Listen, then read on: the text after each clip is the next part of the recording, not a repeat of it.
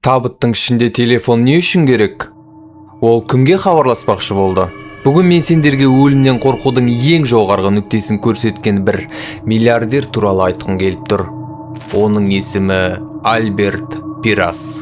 Ол өте бай болды, бірақ бір қорқыныш оның өмірін тозаққа айналдырды.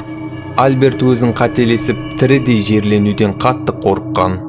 Сондықтан ол өзіне арнайы әлемде жоқ ақылды табыт жасатты. Оның ішіне жарық орнатты, таза ауа келетін түтіктер жүргізді. Тіпті ішінен ашылатын есік жасады. Бірақ ең сорақысы, ол табыттың ішіне телефон қойғызды. Ол, егер мен молада оянып кетсем, сыртқа қоңырау шаламын деп сенген. Елестетіп көрші, миллиардтаған ақшаң болса да, сен қараңғы жер астында тар табыттың ішінде оянып кетуден қорқып өмір сүресің. Ол өмір бойы осы сәтке дайындалды, бірақ тағдыр бәрібір өзінікін істеді.